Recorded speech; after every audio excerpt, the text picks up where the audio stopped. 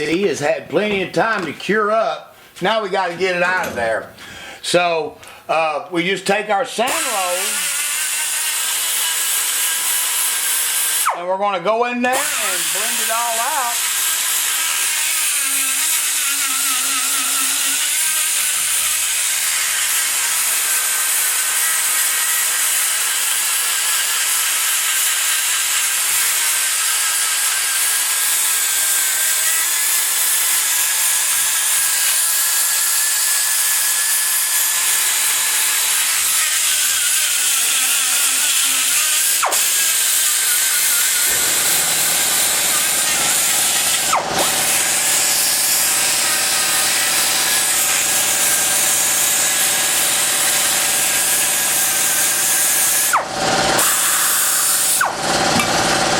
You can see now the epoxy's removed. You got just a little bit of a bulge where the tube is, and look at all the area of port we got. Alright, so we got that. I'm going to go ahead, finish removing the epoxy out of the rest of them. The exhaust port's done, and it'll be time to clean up the epoxy on the top here in the center of the tubes. I'll let you catch that. Then there's the valve job, and they're ready to ship. Alright. You always go and, you know, you rotate it over on the top and clear all that where the epoxy is, because a lot of times that stuff will drip down like on the roof of the port. And you want to go in the corners as close as you can get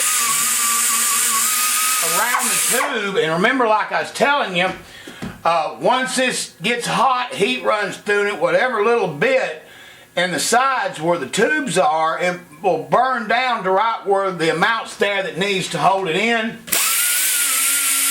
And good luck to you ever getting them things out of there, I mean to tell you.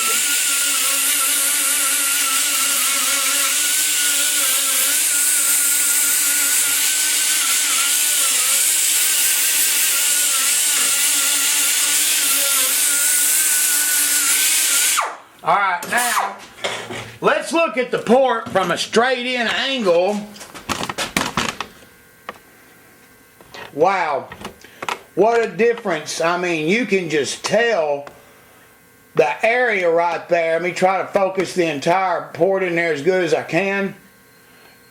You can just tell the amount of area. That wall was all the way over here, so it absolutely is worth every bit of it. Not only that, the flow numbers speak for themselves.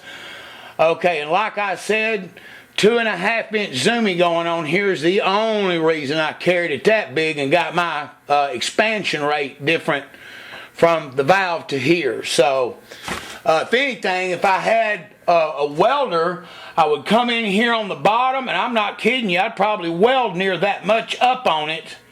The ProMax 360 head did a good job, but it could still even use some more material welded to the bottom of it since your width is that big. But anyway, that concludes the exhaust side. Now the only thing we're going to do now is we're going to go ahead and do the valve job on it and clean up the bowls underneath and let you take a look at what that 2300 valve did for us. The epoxy part, I believe I've showed this, but let's go over it on this Dart 325. So you're going to have all that overhang up here on the top, but the first thing you got to do, you take a 1/2 inch sand roll and tear some of the excess off of it and get it where it'll barely fit in the hole.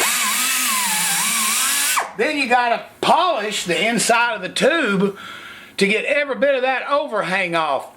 Now, typically with the tube, the stainless steel one, it's not going to be easy if an engine has studs. If they're using studs because of how thick they are, it will slide on there, but it takes some finesse, but you definitely can't have overhang in there. So let's get that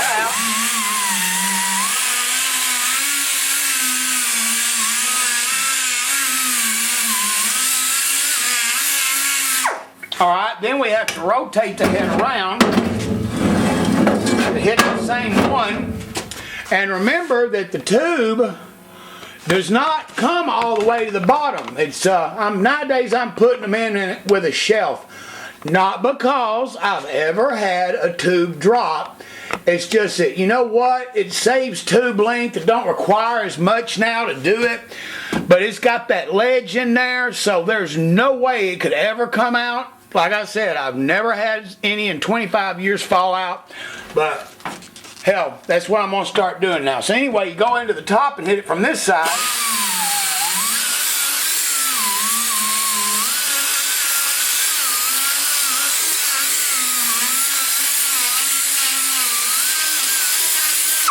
Alright, then you can take a light, and you take a light, you go down in there, and you can see any spot that you might have missed. As I sit there and look at it, you know, I know that there's no spots missed. Let me see if I can get the camera in there. Alright, there's the hole. Now, I don't...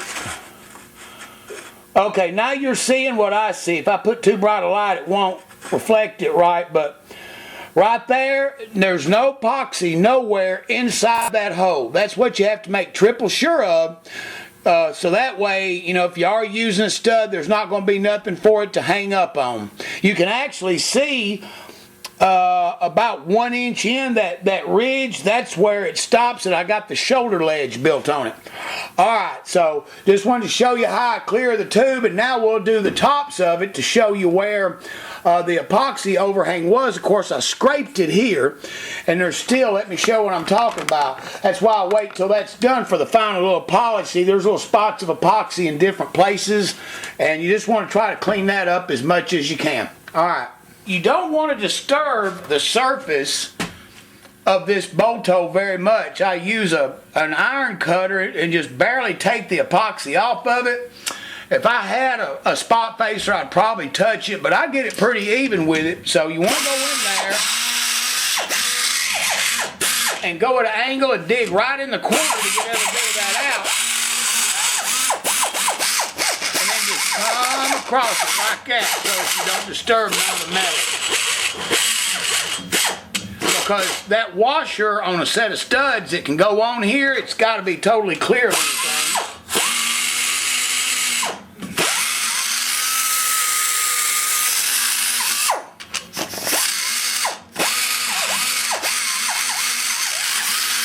Like I said, I would recommend spot facing them if you got it, because most shops won't even charge $25 to do this. So anyway, that's what's left on it right there. And now I'm going to set the head up, let y'all take a look at the finished port on the head with the epoxy removed and everything blended on these Dark Pro 1s. Alright. Now that we got all that tube business over with, let's take a look at how the exhaust ports and all that shaped up. Porting's done, blending done, cleared on the top, the tubes. They turned out really fantastic. But to really appreciate it, you just have to be here. You don't feel much of that tube protruding in the exhaust port, like I said. And then of course on your intake side, the two tubes that are in the center blended in really perfect. So one of the last things we're going to do here in just a minute is CC a left and a right, and CC a combustion chamber for volume. And I'm going to see if I can CC an exhaust port, because I'm just damn curious how the shape of that ended up big. But just to go over it again, hold on, the tubes are totally in. Let's take a look at how they turned out up close. Alright, you can see how well they blended, how it came in, and the look of them, which is an unusual shape. So pretty much all that's got done. These heads are about ready to ship and get out of here. I just got a couple of little small things left, and these have come out really good. 420 CFM on the intake side out of a 1992 head on this Dark Pro 1. Alrighty then, that right there is going to be it for now, and we've got a couple of things we want to cover left to conclude.